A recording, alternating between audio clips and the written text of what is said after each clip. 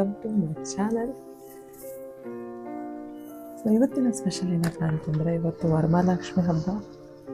ಬೆಳಗಿನ ಜಾವನೇ ಎದ್ದು ಎಲ್ಲ ಪೂಜೆ ಮಾಡೋಣ ಅಂತಂದ್ಬಿಟ್ಟು ರೆಡಿ ಆದ. ಬೆಳಗ್ಗೆ ಮಳೆ ಬರ್ತಾ ಇದೆ. ಸೊ ವಾತಾವರಣ ತುಂಬ ನಾರ್ಮಲಾಗಿ ಬರ್ತಾ ಇದೆ, ಯಾಕಂದರೆ ಇಷ್ಟು ದಿವಸ ಸಮ್ಮರ್ ನಡೀತಾ ಇತ್ತು. ಇವಾಗ ಸ್ವಲ್ಪ ಪರವಾಗಿಲ್ಲ ಅನಿಸ್ತಾ ಇದೆ.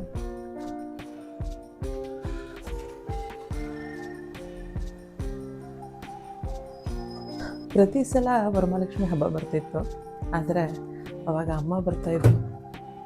ಸೊ ಆದರೆ ಈ ಸಲ ಎಲ್ಲರಿಂದ ನಾನು ದೂರ ಇದ್ದೀನಿ, ಫ್ರಾನ್ಸಲ್ಲಿದ್ದೀನಿ. ಸೊ ನನಗೇನು ಟೆನ್ಷನ್ ಇರ್ತಿರ್ಲಿಲ್ಲ. ಪ್ರತಿ ಸಲ ಅಮ್ಮ ಬಂದುಬಿಟ್ಟು ಹಿಂದಿನ ದಿನ ಎಲ್ಲ ರೆಡಿ ಮಾಡಿಕೊಡೋರು. ಸೊ ಏನು ಮಾಡಬೇಕು ಏನು ಮಾಡಬಾರ್ದು ಎಲ್ಲ ಮಾಡೋರು. ಸೊ ಈ ಸಲ ಹೆಂಗಾಗ್ಬಿಟ್ಟಿದ್ದೀನಿ ಅಂದರೆ, ನಾನು ಒಂಟಿ ಆಗ್ಬಿಟ್ಟಿದ್ದೀನಿ.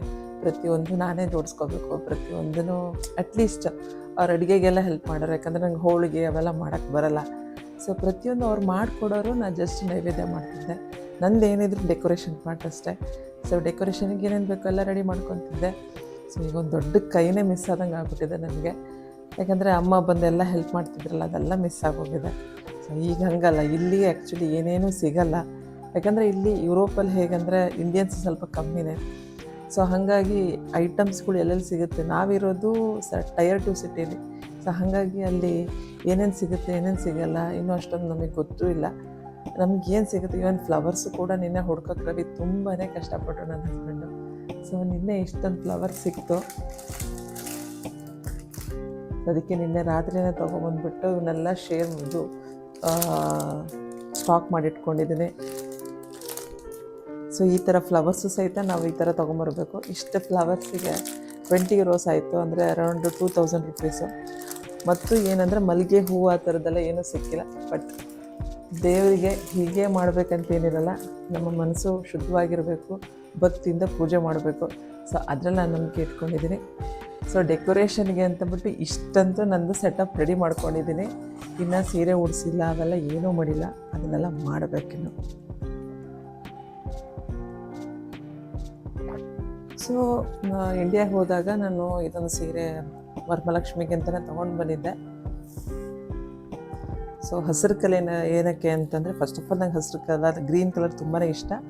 ಅದ್ರ ಜೊತೆಗೆ ಪಿಂಕ್ ಬಾರ್ಡ್ರ್ ಇದೆ, ದೇವರಿಗೆ ಉಡ್ಸೋಕ್ಕೆ ಚೆನ್ನಾಗಿ ಕಾಣಿಸುತ್ತೆ ಅಂದ್ಬಿಟ್ಟು. ಸೊ ಸಿಲ್ಕ್ ಪ್ಯಾಟರ್ನಲ್ಲಿದೆ, ತುಂಬ ಚೆನ್ನಾಗಿದೆ. ಸಾಫ್ಟ್ ಸಿಲ್ಕ್ ಬರುತ್ತಲ್ಲ ಆ ಥರ. ಸೊ ವೇರ್ ಮಾಡಿದರೂ ಏನೋ ಇದನ್ಸಲ್ಲ, ವೇಟ್ ಇದೆ, ಹೆವಿ ಇದೆ ಅಂತ ಅನಿಸಲ್ಲ. ಸೊ ದೇವ್ರಿಗೆ ಉಡ್ಸೋಕ್ಕೂ ಹೌದು, ನನಗೂ ಚೆನ್ನಾಗಿ ಕಾಣಿಸುತ್ತೆ ಅಂತ ಅಂದ್ಬಿಟ್ಟು ಈ ಕಲರ್ನ ತೊಗೊಂಡು ಬಂದೆ. ಸೊ ಉಡ್ಸೋಣ ದೇವರಿಗೆ. ಸೊ ನನ್ನ ಕೈಲಿ ಎಷ್ಟಾಗುತ್ತೋ ಅಷ್ಟು ಚೆನ್ನಾಗಿ ಉಡ್ಸೋಕ್ಕೆ ಟ್ರೈ ಮಾಡ್ತೀನಿ. ಯಾಕಂದರೆ ನನ್ನ ಹತ್ರ ಪಿನ್ ತಂದಿಲ್ಲ, ಸೇಫ್ಟಿ ಪಿನ್ಗಳೇನು ಇಟ್ಕೊಂಬಂದಿಲ್ಲ. ಯಾಕೆ ಅಂತಂದರೆ ನಾನೇನು ಸೀರೆ ಉಡಲ್ಲ, ಇಲ್ಲಿನ ಅವಶ್ಯಕತೆ ಇಲ್ಲ ಅಂದ್ಬಿಟ್ಟು ಏನೂ ಇಟ್ಕೊಂಡಿಲ್ಲ. ಅಲ್ಲಿ ಇಲ್ಲಿ ಒಂದೊಂದು ಪಿನ್ಗಳು ಸಿಕ್ಕಿದೆ, ಸೊ ಅದನ್ನು ಇಟ್ಕೊಂಡಿದ್ದೀನಿ. ಹಾಗೆ ಜ್ಯುವೆಲರ್ಸು ಹಾಗೆ ಒಂದಿಷ್ಟು ಇಟ್ಕೊಂಡ್ಬಂದಿದ್ದೆ, ಅದಷ್ಟನ್ನೇ ಹಾಕೋಕ್ಕಾಗೋದು. ಈ ಸಲ ಹೋಸಲಿ ತುಂಬ ಚೆನ್ನಾಗೇ ಡೆಕೋರೇಷನ್ ಮಾಡಿದೆ, ಬಟ್ ಈ ಸಲ ಅಷ್ಟೊಂದು ಮಾಡೋಕ್ಕಾಗಲ್ಲ. ಸೊ ಏನಿದೆಯೋ ಅದು ಅಷ್ಟು ಮೇನಾಗಿ ಏನಂದರೆ, ದೇವ್ರ ಮುಖನೂ ಸಹಿತ ತಂದಿಲ್ಲ ನಾನು. ಅದು ಬೆಳ್ಳಿದಿತ್ತು ಅಂತಂದ್ಬಿಟ್ಟು ಸುಮ್ಮನೆ ಟ್ರಾವೆಲ್ ಮಾಡೋದು ಯಾಕೆ ಬೇಕು ಅಂತಂದ್ಬಿಟ್ಟು ಅದನ್ನು ತೊಗೊಂಬಂದಿಲ್ಲ. ಸೊ ಸದ್ಯಕ್ಕೆ ಏನಿದೆ ಅದರಲ್ಲಿ ಭಕ್ತಿಯಿಂದ ಡೆಕೋರೇಷನ್ ಮಾಡೋಣ, ಅದೇ ಅಲ್ವಾ ಬೇಕಾಗಿರೋದು ಮೇನಾಗಿ.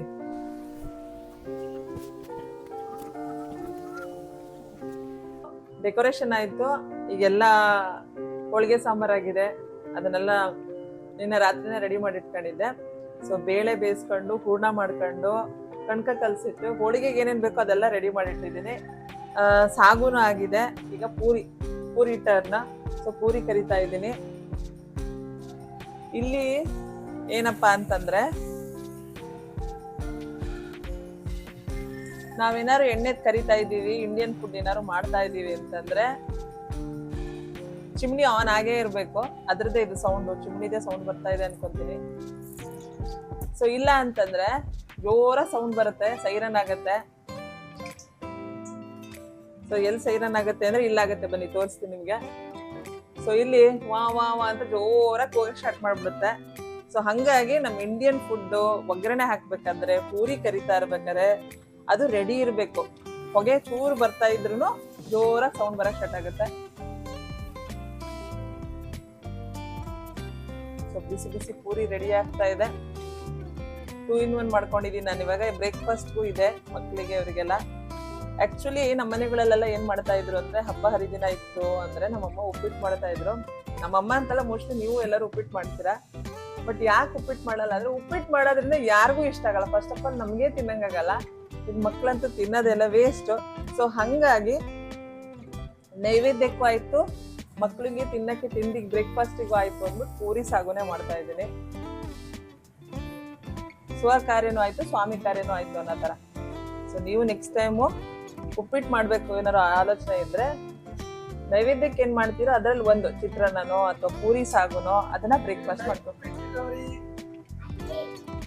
ನೀವು ಹೇಟ್ ಉಪ್ಪಿಟ್ಟು, ಅದಕ್ಕೆ ಐನೋ, ಅದಕ್ಕೆ ಪೂರಿ ಸಾಗು ಮಾಡ್ತಾ ಇರೋದು. ಸೊ ಹೀಗೆ ಸಿಂಪಲ್ ಆಗಿ ನಮ್ದಂತೂ ರೆಡಿ ಆಗೋಯ್ತು. ಸ್ನಾನ ಆಯ್ತು, ಎಲ್ಲ ನೈವೇದ್ಯಕ್ಕೆ ರೆಡಿ ಮಾಡಿದ್ದಾಯ್ತು. ಇನ್ನೇನು ಪೂಜೆ ಮಾಡಿ ಹೋಳಿಗೆ ತಟ್ಟೋದು. ಸೊ ನಮ್ಮ ಮನೆಯ ಮಹಾಲಕ್ಷ್ಮಿ ಅವಳು ರೆಡಿ ಆಗಿದ್ದಾಳೆ. ಆಕ್ಚುಲಿ ನಿಜವಾಗ್ಲೂ ನನ್ನ ಮಗಳ ಹೆಸರು ಗೌರಿನೇ. ಸೊ ಹಂಗಾಗಿ ನಮ್ಮ ಮನೆ ಗೌರಿ ಅವಳು. ಸೊ ಇದು ನನ್ನ ಡೆಕೋರೇಷನ್ನು. ಇಷ್ಟರ ಮಟ್ಟಿಗೆ ನಾನು ಡೆಕೋರೇಷನ್ ರೆಡಿ ಮಾಡಿದ್ದೀನಿ. ಇವಾಗ ಎಲ್ಲ ಕಳಸ ಎಲ್ಲ ತುಂಬ ಆಗಿದೆ. ಸೊ ಈ ಥರ ಇಷ್ಟಿಷ್ಟು ಎಲೆಗಳು ಸಿಕ್ಕಿದ್ದಾವೆ. ಫ್ರಾನ್ಸಿನಲ್ಲಿ ಸಿಕ್ಕಂಥ ಎಲೆಗಳು. ಸದ್ಯಕ್ಕೆ ನಮ್ಮ ಮನೆಯವರು ಟ್ರೈ ಮಾಡಿ ಕಷ್ಟಪಟ್ಟು ತೊಗೊಂಬಂದಿದ್ದಾರೆ ಎಲೆಗಳನ್ನ, ಬೆಳೆದೆಲೆ. ಅದೇ ಹುಡ್ಕೊಂಡು ಹೋಗಿ ತಗೊಂಬಂದಿರೋದು ಎಲ್ಲ ಕಡೆ ತಿರುಗಾಡಿ. ಅಂದ್ರೆ ಇಲ್ಲಿ ಇಂಡಿಯನ್ಸ್ ತುಂಬಾ ಕಮ್ಮಿ ಇದ್ದಾರೆ. ಇಂಡಿಯನ್ಸ್ ತುಂಬಾ ಕಮ್ಮಿ ಇರೋದ್ರಿಂದ ಸಿಗಲ್ಲ, ಹಾಗಾಗಿ. ಸೊ ಮೂರ್ತಿ ತಂದಿಲ್ಲ, ಹಾಗಾಗಿ ಈ ತರ ಡೆಕೋರೇಷನ್ ಮಾಡಿದ್ದೀನಿ ನಾನು ದೇವ್ರನ್ನ. ಸೊ ಹೇಗನ್ಸುತ್ತೆ ಅಂದ್ರೆ ಎಲ್ಲ ಇದ್ದಾಗ ಪೂಜೆ ಮಾಡೋದಲ್ಲ ಅಥವಾ ಏನಾರು ಒಂದು ಕೆಲಸ ಮಾಡೋದಲ್ಲ, ಏನು ಸಿಗದೆ ಇದ್ದಾಗೂ ಹೇಗೆ ಬದುಕಬೇಕು ಅನ್ನೋದನ್ನು ಹೊರದೇಶ ಕಲಿಸುತ್ತೆ. ಸೊ ಇದ್ದಿದ್ರಲ್ಲಿ ಹೇಗೆ ಮಾಡಬೇಕು, ಯಾಕಂದ್ರೆ ನಾವು ಅಲ್ಲಿದ್ದಾಗ ಡಿಮಾಂಡ್ ಮಾಡ್ತೀವಿ, ಇದೇ ಬೇಕು, ಅದೇ ಬೇಕು, ಇಂಥದೇ ಫ್ಲವರ್ ಬೇಕು. ಸೊ ಇದೆಲ್ಲ ಮಾಡ್ತೀವಿ. ಇದು ನನ್ನ ಮಗಳಿಗೆ ಹಬ್ಬಕ್ಕೆ ಹಾಕೋಣ, ಫಂಕ್ಷನ್ಗಳಿಗೆಲ್ಲ ಹಾಕೋಣ ಅಂತ ಅಂದ್ಬಿಟ್ಟು ತಂದಿದ್ದು. ಸೊ ಹೊಸದಿದ್ದು, ಅದಕ್ಕೋಸ್ಕರ ದೇವ್ರಿಗೆ ಹಾಕೋಣ, ಯಾಕಂದ್ರೆ ಇಲ್ಲಿ ಮಲ್ಲಿಗೆ ಸಿಕ್ಕಿಲ್ಲ.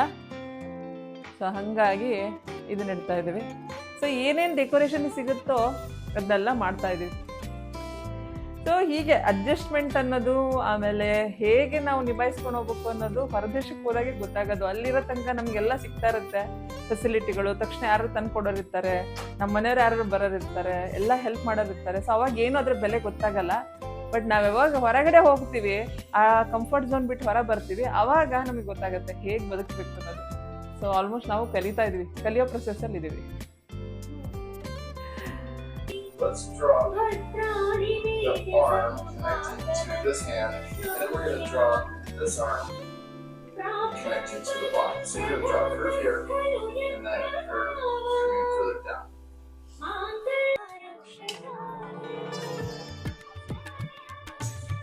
ಹೋಳಿಗೆ ಫ್ರೈ ಮಾಡ್ತಾ ಇದ್ದೀನಿ. ಹರಿಯುತ್ತೆ, ಆಮೇಲೆ ಹಿಂಗೆ ಸಮ ಮಾಡಿ ತಟ್ಬಿಟ್ರೆ ಆಯ್ತು.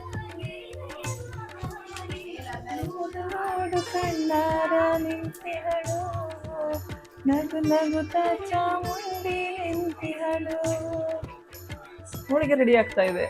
ಸೊ ಇದರಲ್ಲಿ ಹೋಳಿಗೆ ಅದೆಲ್ಲ ಆಯ್ತು. ಅದ್ರ ಜೊತೆಗೆ ಇದೊಂದು ಸಾಂಬಾರು ಬುತ್ತಿ. ಸೊ ನಾರ್ಮಲ್ ಚಿತ್ರಾನ್ನ ಎಲ್ಲ ಪುಳಿಯೋಗರೆ ಮಾಡ್ತಾರೆ. ಸೊ ನನ್ನ ಮಗನಿಗೆ ಸಾಂಬಾರು ಬುತ್ತಿ ಇಷ್ಟ. ಸೊ ಹಾಗಾಗಿ ಇದು ಒಂದು ಮಾಡ್ತಾ ಇದ್ದೀನಿ. ಇದೆಲ್ಲ ಪುಡಿ ಅಮ್ಮ ರೆಡಿ ಮಾಡಿ ಕೊಟ್ಟು ಕಳಿಸಿದ್ರು, ಸಾಂಬಾರು ಪೌಡ್ರು. ಸೊ ಹಾಗಾಗಿ ಗಣಿ ನಿನ್ನ ಫೇವ್ರೇಟ್ ಆಯ್ತಷ್ಟೇ. ಸೊ ಇದಕ್ಕೆ ನಾನು ಬೆಳ್ಳುಳ್ಳಿ ಒಗ್ಗರಣೆ, ಆಮೇಲೆ ಖಾರದ ಪುಡಿ, ಇದು ಸಾಂಬಾರು ಪುಡಿ ರೆಡಿ ಇರುತ್ತೆ. ಸೊ ಇದು ಘಮ ಘಮ ಅಂತ ಇದೆ. ಇದಕ್ಕೊಂಚೂರು ಕುರ್ಷಾಣಿ ಪೌಡ್ರು ರೆಡಿ ಮಾಡ್ಕೊಂಡಿದ್ದೆ, ಹುರಿದ್ಬಿಟ್ಟು. ಸೊ ಇದು ನಮ್ಮ ಕಡೆ ಸ್ಪೆಷಲ್ಲು ಸಾಂಬಾರು ಬುತ್ತಿ. ತುಂಬ ಚೆನ್ನಾಗಿರುತ್ತೆ, ಟೇಸ್ಟಿಯಾಗಿರುತ್ತೆ. ಇದಕ್ಕೊಂಚೂರು ಹುಣಸೆ ಹಣ್ಣಿಂದು ಕಾಯಿಸಿಟ್ಕೊಂಡಿರ್ತೀವಿ, ಎಲ್ಲ ಸೇರಿ ಮಿಕ್ಸ್ ಮಾಡಿಸ್ಕೋಬೇಕು. ಸೊ ಹುಣಸೆ ಹಣ್ಣಿಂದ ಇದೆ. ಸೊ ಇದು ಹುಣಸೆ ಹಣ್ಣನ್ನ ಈ ಥರ ಕುದಿಸ್ಕೊಂಡ್ಬಿಟ್ಟು ಇಟ್ಕೊಂಡಿರೋದು. ಇದನ್ನ ಎಷ್ಟೆಷ್ಟು ಬೇಕೋ ಅಷ್ಟು ಹಾಕ್ಕೋಬೇಕು. ಸೊ ಇದು ಸ್ಪೂನಿಗಿಂತ ಹೆಚ್ಚಿಗೆ ಕೈಯಲ್ಲೇ ಕಲಸಿದ್ರೆ ಚೆನ್ನಾಗಿ ಬರುತ್ತೆ, ನೀಟಾಗಿ ಕಲಿಸ್ಬೋದು. ಸೊ ಇನ್ನೇನು ನೈವೇದ್ಯ ಮಾಡೋದು ಅಷ್ಟೇ ಉಳೀತು. ಎಲ್ಲ ಆಲ್ಮೋಸ್ಟ್ ರೆಡಿ. ಹಸ್ಬೆಂಡು ಸ್ವಲ್ಪ ಹೆಲ್ಪ್ ಮಾಡಿದರು ಬಡ್ಸೋಕ್ಕೆ, ನೈವೇದ್ಯ ಮಾಡೋದಕ್ಕೆ. ಸೊ ಹಾಗಾಗಿ ಬೇಗನೆ ಆಗೋಯ್ತಲ್ಲ. Thank you Ravi.